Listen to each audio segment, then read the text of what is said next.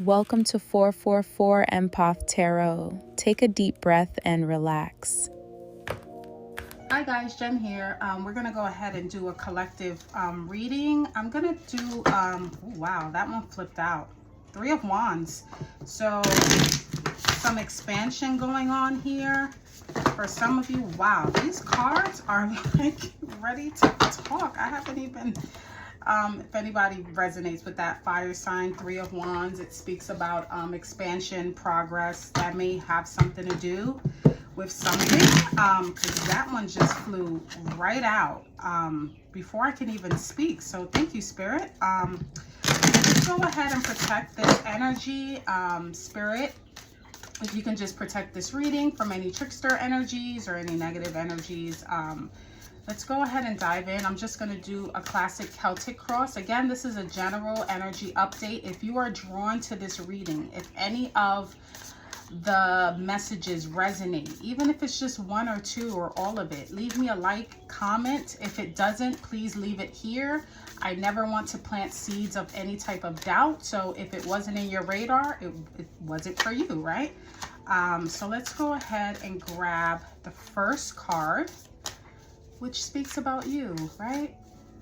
Let's go ahead and center it around your energy, because this reading is all about you.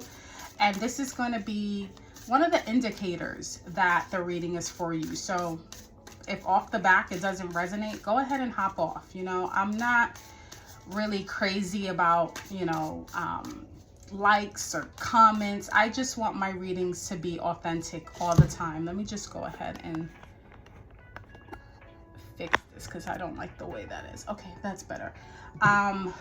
My readings, I like them to be authentic. I don't like that pop tarot. If it doesn't resonate, that's fine. Just hop off, right? Maybe the next one will be for you. Or if it resonates with someone you may know and say, hey, this reading seems like it's about you. You should listen to it. It's some good guidance. I appreciate that as well. So my dog is barking. Why? Okay. If you hear my dog barking, sorry in advance. I don't know what's going on with her. That may be an indicator to some of you too, because she only barks when there is danger. Not really danger, just strangers, the unknown. That's usually when she'll bark. So enough rambling. Let me go ahead and grab your energy. And Eight of Cups, right? Eight of Cups. Walking away from what no longer serves you. Walking away into the unknown. Some of you could be walking away into the unknown. Anytime I see the Eight of Cups, I kind of giggle to myself, because the moon always looks like, where are you going? Even the moon is shocked by, at least to me, the moon is just looking like, where is he going? The moon looks surprised. The moon looks curious. And every time I see the Eight of Cups, it's almost as if even the universe is surprised at you walking away from something. It gives me a feeling of you being stuck in a situation so long that even your spirit guides and your ancestors are like, whoa, you're actually making this move? We weren't expecting this. It's so unexpected. It's so sudden, but there's so much hope, there's so much faith behind it, that there is no need to announce it.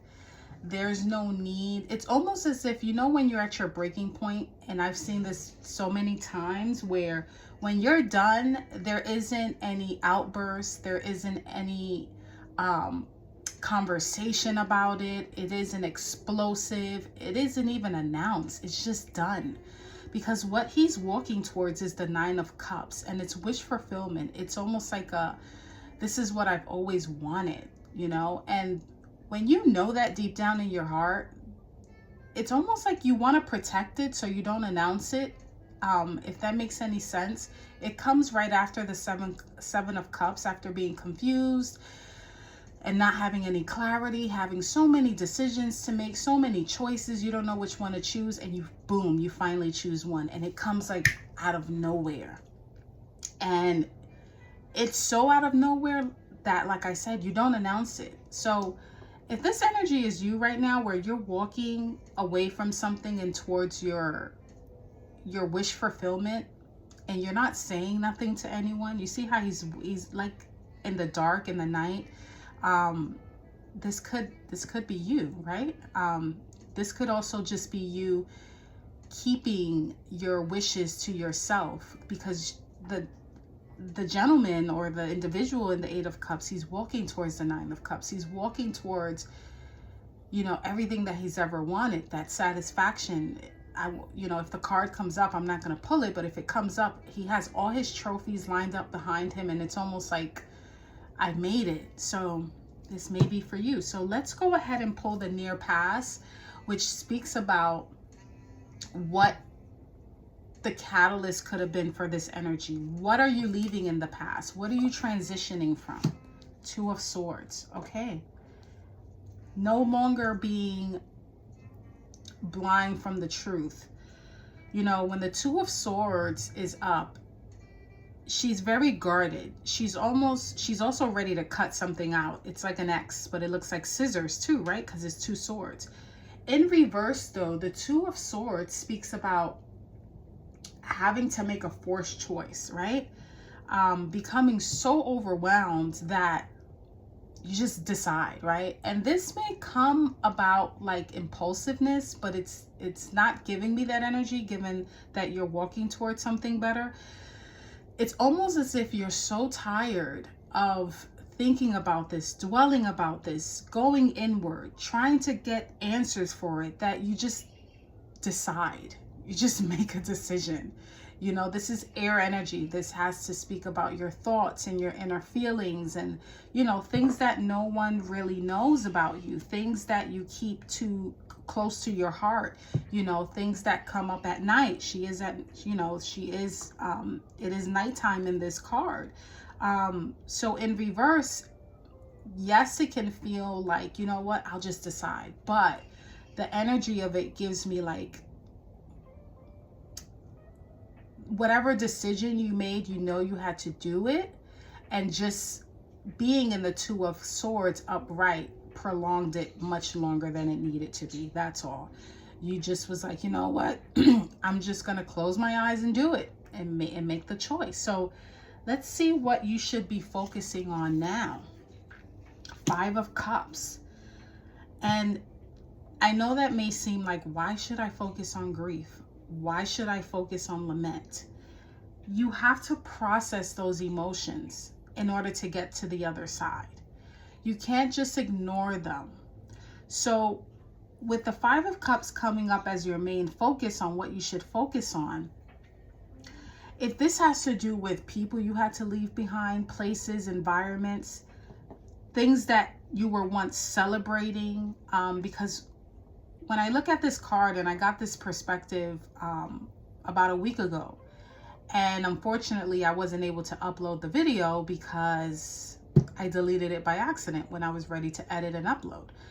And the new perspective that I got about the Five of Cups is that he's grieving these Three of Cups. And when I said it out loud, I was like, oh my God, Three of Cups. What is the Three of Cups? Celebration, drinking, friendships, you know, rejoicing, being together, family, just, you know, a whole big celebration. Some of you may be mourning that. Some of you may be lamenting that, you know, grieving about that, what you have to leave behind. It can be people that you've once celebrated with, environments, homes even that you once celebrated with. And then what's behind? And I said, okay, the Two of Cups. And then a light bulb went up. Oh my God, the Two of Cups. And what does the Two of Cups speak about? Deeper connections, more aligned connections, connections that feel mutual. And then I thought about it like, wow, that does make sense. Because if you're leaving behind friendships that didn't, you know, that had no depth, or, you know, didn't align with you, or people, or jobs, or environments that, yeah, they once felt good, but they no longer feel that way. Once you grieve this and you turn around, you have the Two of Cups. And the Two of Cups is about alignment. It is about mutual connections. It is about feeling like, okay, you like what I like what you like. It's more, what's the word? It's more magnetic. It's more, not only in alignment, there's chemistry there. It's almost faded. But you have to get through this first. You can't just ignore it, right? And what I like to say to anyone who's grieving person, place, or thing, you grieve it not because you need it, or because you made a bad choice, or because, you know, it doesn't hurt. You grieve it because it meant something to you at some point. That's why you grieve it. Otherwise, then the relationship didn't mean anything. The job didn't mean anything. The home didn't mean anything. Whatever that is, if you didn't grieve it, that means that it didn't mean shit to you to begin with. You know, people don't grieve about things that they don't care about. And it does not mean that grieving means that you made a bad decision. It just means that it meant something at some point, and that's okay. So, in your near future, death in reverse. And this is why it's so important to grieve. And I understand now, because in the near future, in this energy, and you could be in that in between stage right now, death in reverse speaks about holding on to something that you don't want to end. You know, the whole purpose of death is for rebirth. It's so that you can take out the old to bring in the new. Let's say you have, and this is an analogy. Let's say you have a room and you have a couch. Well, the couch is getting old. The couch is, you know, and you want a new couch so bad, but you can't buy the new couch and put it in there with the old one. It won't fit. You have to get rid of the old one first to make space for the new one, or else you'll be cluttered, or more than that, you'll be, you know, confused. You'll have this old couch, this new couch. It would not be in alignment. It will be a complete eyesore, and there wouldn't be any room neither, right? So the death card in reverse speaks about, you know, almost like you wanting to take that leap, but you're holding on so much. It's like, I'm so scared of this ending. It's a fear of endings when it shouldn't be. And that's probably why you should focus on the Five of Cups. Yes, grieve. Go through the process and the emotions of what was, because like I said, it's okay. That means it meant something to you. It means you're human, but you can't hold on to it forever. And in the near future, this may be one of those things where it's hard to let go. You know, it really is hard to let go. Death in reverse, anytime I see it, I really get in my feelings, because it's like, oh, something new wants to come in, but you know, it's so like, I don't, you know, I'm afraid. I'm afraid of what will happen. I'm afraid of, did I make the wrong choice? Is this the right choice? So let's see, what's your challenge? What's your challenge right now? The Empress in reverse. The Empress in reverse. And anytime I see the Empress in reverse, this tells me that there isn't a lot of self-care there, because upright, she's birthing something. And yes, it takes time. The Empress, it doesn't just speak about literal birth. It speaks about how much time it takes to create something. It's about creation. So your challenge could be overgiving. It can be a creative block. It can be, you know, codependency, things of that nature. And it's so like appropriate, because right before I came to do this reading, I was really, I was meditating, and boundaries was the subject.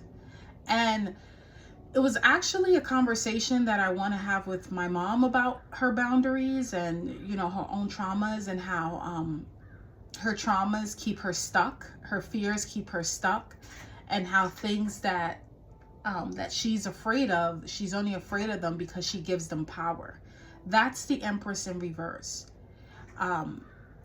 And it blocks your creativity. It blocks, you know, the birthing process. It literally aborts it, almost. Think of if the Empress is about birthing, in reverse, it's aborting that, it's halting that, it's delays. But it's not your fault, because we're human. But recognizing where you need boundaries is really one of the major factors here. And it is going to be a challenge. Of course, it's going to be a challenge because you're obviously walking away from something. And like I said, it seems like this is a decision that you made almost overnight. Not overnight, you were thinking about it for a while, but you finally made the decision, and you could be second guessing yourself here. So let's see, that's your challenge. The Empress is your challenge, okay? What's your strength? Oh my goodness. I was just talking about the Nine of Cups and saying I didn't want to pull it because it's not appropriate to pull it. And the Nine of Cups comes out, but it comes out in reverse. So your strength is redefining what makes you happy. You're heading towards it. But again, with these blocks here, with the Death and the Empress in reverse, and these are major arcanas here. Ironically, your challenge and your strength are major. So this is going to come up very prominent. Your fear of ending is going to show up, and your creative block and your need to have boundaries is going to come up very strongly. But your strength is the Nine of Cups. Keeping your eye on the prize. You're literally walking towards this. I just spoke about this earlier, literally 5 minutes ago. Okay, 16 minutes ago on the clock. But you're walking towards that. And with it being in reverse as your strength, I read it as if it was upright. But in this sense, you have to redefine what makes you happy. You know, you have to, this is, whatever you're walking towards, it is going to satisfy you. It is going to be a wish fulfillment. And with that being your strength, it's almost like you have to keep your eye on the prize. And also really, I think for some of you, while you may be a little bit hesitant, you might get cold feet. Like, do I really want this? And that may be the Nine of Cups in reverse. Kind of like really figuring out what makes you happy, right? I think it could be that last week you were walking away because this is what made you happy. And maybe now, things have changed. And now you have to redefine that. But the path is still the same. The journey is still the same. It's just what the reason that you're walking towards that, right? The intent behind it might change. And sometimes with that change, and it might even change your feelings too. You might get cold feet. So what's going on in the environment? Let's see. The Hermit in reverse. Oh my goodness. For some of you, and this has nothing to do with you. This is your environment here. With the Hermit being in reverse, the Hermit goes within, right? And I think anytime I see the Hermit in reverse, it speaks about avoiding reflection, loneliness, but this is going on in your external. So I think for some of you, there are people in your environment that cling to you. They want a lot from you. And if you are walking away towards something that makes you happy, that may make them feel lonely. That may make them feel like, oh my God, you're taking the light from us. You might be the light for a lot of people. But one thing, you don't have to be light. You just have to be the light. And you cannot keep the light there to make others warm. That is not your purpose. For some of you, this is, the Hermit is Virgo energy. So if you're a Virgo, I have Virgo placements in your chart, or you just, resonate with someone who is there for a lot of people. You bring a lot of hope to other people. You walking away or walking towards your own path or your own journey might feel scary for other people. And they might feel like they can't handle it. They might feel isolated and alone. And feeling like, oh my God, where are you going? And might want to kind of cling to you. And that may pull on your heartstrings. Absolutely. But those people also have to self-reflect, like you are self-reflecting right now, because the Hermit does speak about avoiding that reflection. So you cannot save everyone. Ultimately, that is what it's saying. So let's see your hopes and fears. Oh, the Sun. Beautiful. Your hope is that everything happens exactly the way you want it to be. But that could also be your fear too. What if it does? But what if it doesn't? What if it does? But what if it doesn't? But what if it does? And even if it doesn't, then what? Is your life over? Is the game over? Absolutely not. You know, so this is Leo energy. This is like the happiest card in the deck. I think for some of you, when you think about what you're moving towards, it makes you happy. But then when you think about everything that can go wrong, you kind of sabotage it. We all do that. That's fine. You kind of leave room for disappointment, you know, things of that nature. And that's absolutely fine. You know, that's real. If it's realistic for you and it eases you, that is absolutely fine. But lean more towards into what can go right. Because if this card came up as like the devil, then I'll be like, okay, I can understand why that might be a fear. You don't want to be, you know, caught up in negativity, addictions, thing. But this is the Sun card. This is basically saying this is your hope, and your fear may be that it doesn't work out, but it is. It's the Sun card. It's the happiest card of the deck. It sheds light on everything that's around it. So one thing I want to point out is that it's also shedding light on the Hermit, which I'll give you a little tip. If you are feeling like, what if it doesn't work out? Think about your environment. Think about what the people, places, and things that you are surrounded right now are they good for you or are they not? I'm not going to say bad, but do they drain you or do they fill you? That may be kind of a tip as to why you should be a little bit more hopeful. Because if the people, places, and things around you are draining you, you going towards the complete opposite is going to bring you this happiness. Okay, so let's see the potential outcome here. Rest and rejuvenation. I love the Four of Wands. I especially like it because I always choose rest over practically anything. I love to rest, but this also speaks of mental rest, mental recovery even, you know. This comes after a period of being burnt out. Even after the Three of Swords, heartache, disappointments, now's the time to rest.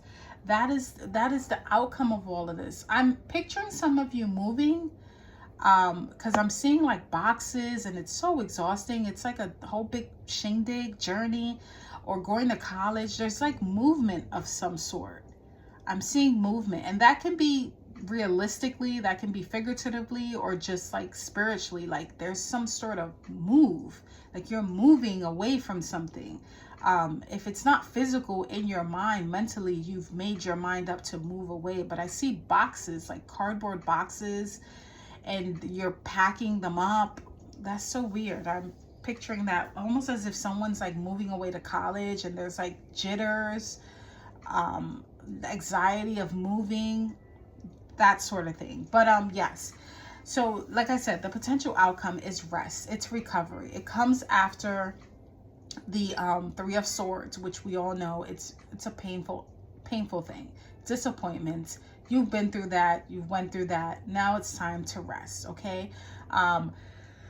After the Four of Swords comes the Five of Swords, and it's almost as if when, you know, it's that period where peace bothers people. It's like you finally found your peacefulness and you're resting, and now here people want to come and mess with you. So definitely get your energy up for that, because I get the feeling that whatever this is, whatever move you're trying to make, some people may not like it. They may try to be petty. They may try to low blow, you know, throw low blows, or try to kind of cheat you to beat you, and just kind of really, you know, take away from your energy. So just be mindful of that. Now your advice card is the Ace of Swords. There you go. Clarity. Ace of Swords. This is truth.